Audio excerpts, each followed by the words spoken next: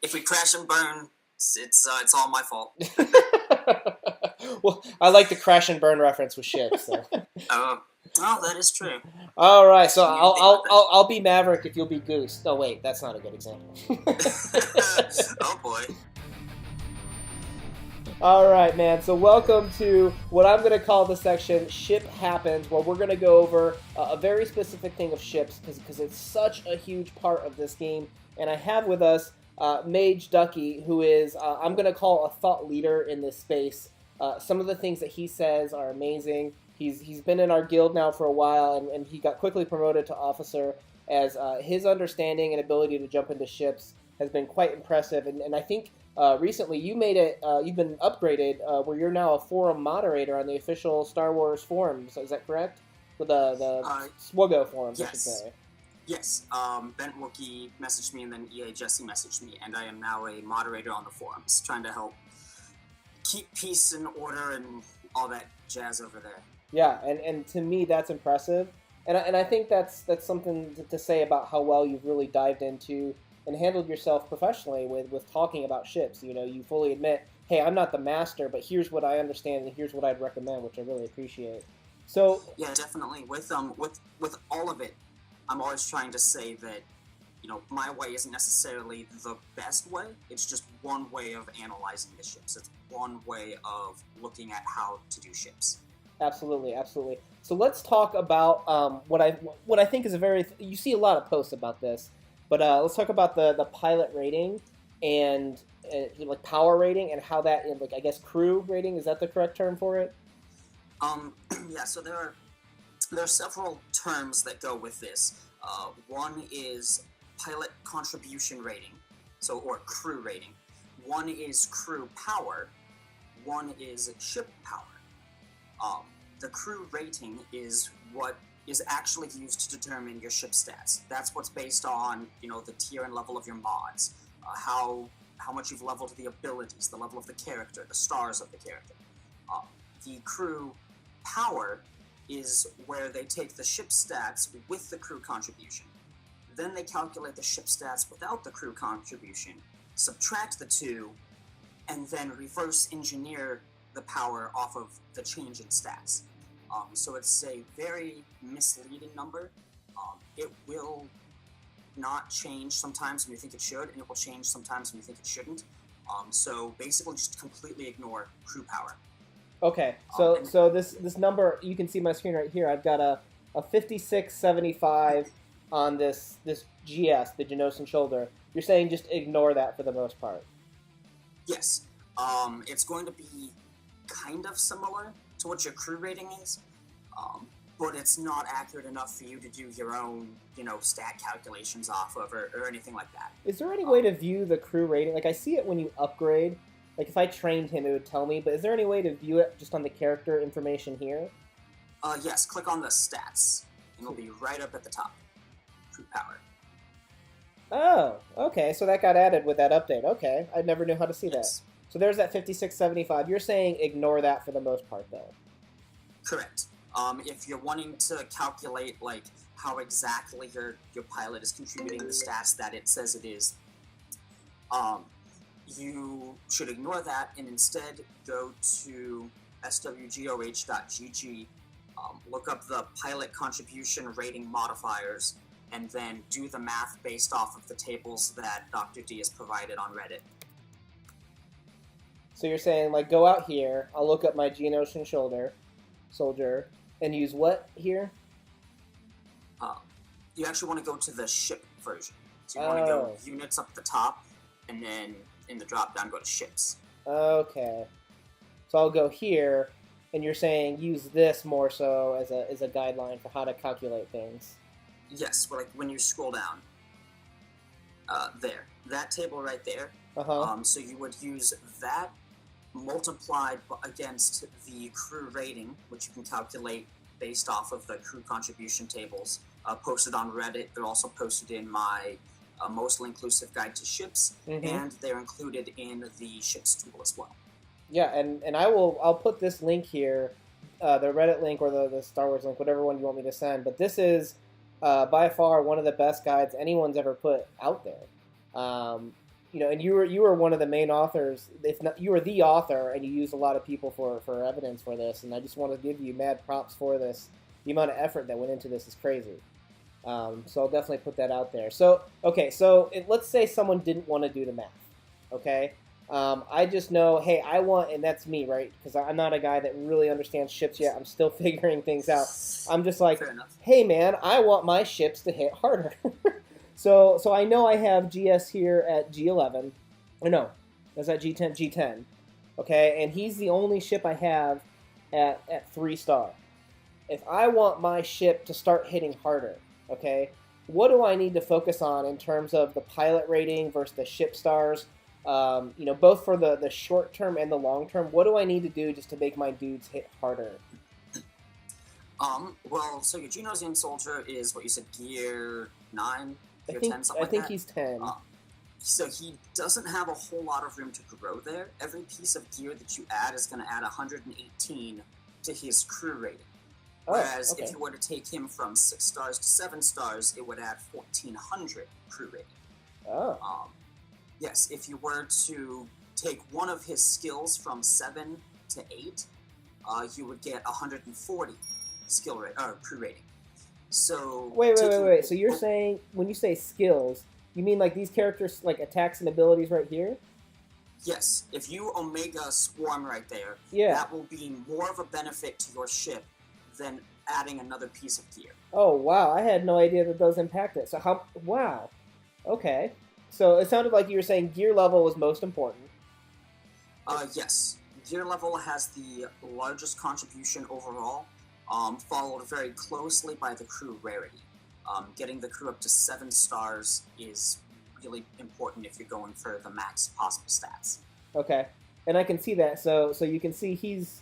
Well, I mean, by comparison, you can see he's gear 8, and he's at about a total power of about a little under 1,200, 2-star. And if I go look over here at my First Order TIE pilot, he's only gear 6, and you can see he's short by like 3,000 power here. Yes, however, ship power should not be the only metric you use to gauge which ship is better or stronger. Right. My metric is just, I want my ships to hit harder. That's fair. Yeah, I would recommend, obviously getting a higher ship rarity. So adding more stars to your ships is going to increase that crew multiplier, which is going to mean your crew is going to have a larger impact on the ship stats. And so I haven't actually gone through and done the math, my apologies, but it's definitely, kind of a balancing act of which aspect is going to provide greater benefit in the moment. But overall, they're both very important, and they're in two completely separate realms. Your Galactic War rewards and your Fleet Token rewards are, for the most part, completely separate from your gearing, your starring, etc. So you should be working on both simultaneously. Okay. So for the new guy that says that, hey, I want to focus on ships, depending on personal preference, I'm not going to say you should focus on ships or focus on characters. That's a totally separate topic, right? So we're talking to the guy that says, hey, I want to focus on ships. You're saying you need to work on both the star level of the ship as well as the guy behind it. There's no priority between the two. They both go in tandem? Yes. Okay, now... Early game, you might see a little bit more of a difference focusing on the crew themselves, simply because it's a lot easier and faster to jack up the crew rating early on. But over time, think about it. 1-star ship has a 1.0 crew rating multiplier. A 7-star ship has 1.5 multiplier. So you're getting 50% additional benefit from your crew just by taking it up to 7 stars. So the crew itself obviously is going to be more important. But only at the very late stages are you going to see that slow down, and you're going to definitely want to focus on getting the ship to 7 stars. Okay. Now, for the guy that's beginning out, like for me, example, I have a very beginner fleet. I haven't focused on ships. I've just needed to do Galactic War and other stuff that I personally prioritize. Now I'm finally focusing on ships here. So to become more effective, I started out with the GS just because I already had them at G10, and I think everybody else is G8, and these pilots at the bottom here I've put no effort into. Is it better to focus on just making like a couple guys really strong? Like, should I keep hitting the Geo's ship here, get him to 5 stars, 6 stars, or is it better to bring them all up together? Like, should I work on, first, getting the Geonosian soldier to 3, then Jedi Consular to 3, then Biggs to 3, then First Order TIE Pilot to 3, or is it better just to get the Geo to 5 and 6 first? I would say that it's going to mirror, say, your regular arena squad. You're going to have your star players, 1 or 2 of them usually, that they're going to be your number 1 damage dealers. Those, obviously, you're going to want to focus on getting their ship stars up sooner, just so that they're hitting harder, they're moving faster. But the problem is there's a lot of control right now in the game in terms of taunts. You've got Sunfac whenever you're above. You've got Plo and Mace doing their targetable taunts. You also have stuns. You have days. So I personally don't recommend putting all your chips into one ship, simply because if they happen to get stunned or knocked out, you're kind of screwed for the rest of the fight. Yeah. So it's a lot like it's exactly like Arena. That was a good comparison of, people always ask on our Discord, hey, should I bring, Wedge or Biggs to G9, or should I take, Lando to G10? And I always say try and keep them somewhat even, because as soon as one chip falls, the rest kind of fall a little bit quicker. Now with ships, reinforcements bring an interesting strategy to that fall, in a sense, where you can still keep a 5v5 with those reinforcements. You can. However, you sacrifice an action by your capital ship. Yeah. And so a lot of times that would just be a basic attack, so it's not the biggest deal. But sometimes you're looking at, okay, do I bring in Biggs, or do I do an AoE volley with Akbar and have 2 ships attack to destroy one of their ships? So now suddenly you're having to weigh the opportunity cost of showing up defenses, killing off one of their ships. And so because of that, reinforcements add a very pleasurable depth and complexity to the strategy of ships, but you shouldn't rely on them as your only means of maintaining strength. You should definitely try to keep all of your ships pretty much on par as you're leveling them up. Yeah. And I'm wondering if that's a mistake that I've been doing. So recently what I've been trying, so for example, let's go against Woot here. I've been doing this as my starting lineup with 2 ties out there, and with Ahsoka and my Geo in reserve. And what usually happens is one of these ties fall early. In which case I have, like you said, sacrifice an action to bring in a reinforcement. Is this a bad approach to have 2 ties, because those both tend to be weaker ships to start with? Honestly, that's kind of yet to be seen. Okay. I personally think that because you have Biggs, starting with both ties is really good. At max ability levels, you have an 80% chance almost of getting a target lock with First Order TIE Pilot. You've got a 70% chance of getting a target lock with the regular TIE Pilot. And so between those 2, there's only a 6% chance that you don't land a target lock in the opening 2 moves that you make. At max now, level, of course, right? This is given max stats, so your ties are going to be going faster than everybody else, presumably.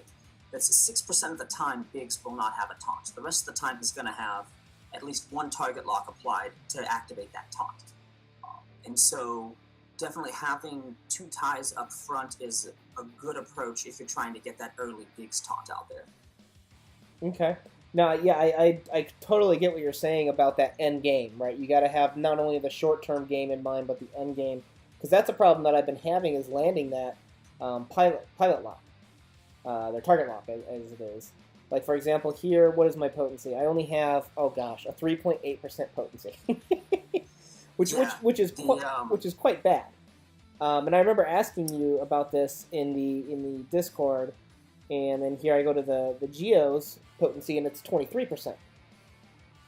You know, and that's the difference from what you described to me. And if you'll notice, when you look at those stats, you were telling me 100% of that potency you'll see comes from the pilot. Yes. So when it comes actually, to... Go ahead. 100% of potency and tenacity come from the pilot, with the exception of the 15% baseline, built-in tenacity that every character has. The 15% built in, right? Yeah, but the ship itself does not contribute its own potency or tenacity. Right. So if I'm running this strategy, which is not working out that great for me right now, but I'm looking at that midterm, I'm okay with suffering for a little bit to have like a better long-term strategy. What I need to do, if I understood correctly, is I need to level up my TIE Fighter pilot. Because that's what's going to increase my potency, which is then going to get this target lock to start landing more often. Yes. That's right? Yes. It's a difficult balance to strike right now, since we're so early in the stages of ships. Is everybody has the pilots that they already have geared, most of them being the Wedge Biggs combo. Mm-hmm. But everybody has pilots that are geared, and so they're like, oh, I'm just going to go grab ships for those pilots. The problem is that a lot of those ships don't have the best synergy with each other. So you have to strike a balance between showing up your short-term game by getting enough blueprints for ships so that you don't fall behind immediately, but then also making sure that you're investing long-term, looking toward, okay, what fleet comp do I want to be running a month, 2 months down the road? Obviously, you can't account for all the new ships and stuff that they're going to implement, but you can certainly have a good grasp on, like, oh, hey, I want to run a Mace-led Republic fleet. Oh, okay, then focus on Jedi Consular, focus on Ahsoka. Those two are not going anywhere. Fives isn't going anywhere. Mm-hmm. And so take that approach to it, where I would personally recommend getting your short-term ships up to 3 stars, maybe 4 stars max, and then focusing on your late game build. Okay. Something that's just kind of dawning on me right now when we start talking about that late game build. So I noticed, like, my attacking units, like my TIEs, and my understanding of this game is very limited, but it seems like these are classified as attacker, and I think Biggs is a tank, right? A tank. Yes. So it seems like for attacking units, I want to get particularly those that lay down status effects. Right, I don't know if that's what they're called, but target lock, to me, that's a status effect, the same thing as an arena. I need to focus really hard on my pilots for attacking units, because I need them to be laying down those status effects for them to be effective. Yes. However, because we currently don't have mods of any kind for ships, and character mods don't affect ships in terms of specific primaries and secondaries on the mods. If you want your TIEs, you need them to go first so they can drop the target locks and get Biggs taunting. Mm-hmm. In order to do that, they have to have speed. Mm-hmm. And so, I would argue that leveling up your, starring and gearing your TIE Fighter pilots would be more important, honestly, for the speed aspect, just so that you can actually go first. Okay. Because if you're going second, the TIE Fighters are both pretty fragile ships. And if you're going second, there's a good chance you're going to lose one of them before they can even move, and then that's just a complete waste on your part. You should have thrown in a different ship. And is speed just like what we talked about earlier with the crew rating and stuff like that? Is speed some mathematical figure, which means basically just star and max gear your pilots, and that's what impacts speed? Correct. We cannot, at this time, emphasize any particular stat. So that there's nothing you can do to make Biggs have a lot of extra health. There's nothing you can do to make TIE Fighter Pilot have a lot of extra speed. All of that is strictly controlled by that contribution modifier table on the website that we were looking at. And so, because of that, all you can do is make your pilot stronger. That's really interesting because so I'm a newer player, so I came out after Protection was released in the game. but not too long after, like long enough that I can watch the YouTube videos at the time, and I saw what it was like, and it was also, there were some that were pre-mods, and it was basically, Poe versus Poe. If you maxed your Poe went the same speed as the other team's Poe, so therefore the other team's Poe always went first, and that was the end. That was the end game in a sense of there's nothing you could do to improve. Do you have any speculation when you look in this right-hand corner? You see this hardware, and naturally, I think about, when I think about Ahsoka, I think about her having, the R, what did she have? An R4 unit, R2 unit, something like that. But, you had a droid that you plugged in. Do you think these droids will be kind of like mods where that's where you can finally make the ships yours as opposed to just max statting each of the ships? I don't think they're going to be as customizable as people want. Mm-hmm. There's in the data mine for ships that came out a while ago. They actually have a list. I believe it's down toward the bottom. It's been a while since I looked, but they have a list of hardware abilities, and from if I remember correctly, they're augmentations to that ship's ability. Like it'll take like say perhaps Herd Dispel. Mm-hmm. Or ability would augment that to maybe give it a shorter cooldown or make it do a little bit more damage, something like that. Okay. I don't believe we're going to get stat modifiers like we have in mods. And this is not coming as a moderator on the forum. This is coming as a player who's only been a part of the game for 2 months. I don't think that mods had quite the impact that they were meant to have. Mm-hmm. And I think we can see that in how ships are handled. We cannot, specify a particular stat to emphasize. And that's obviously by design, and I think they're trying to make up for how mods affected characters so drastically.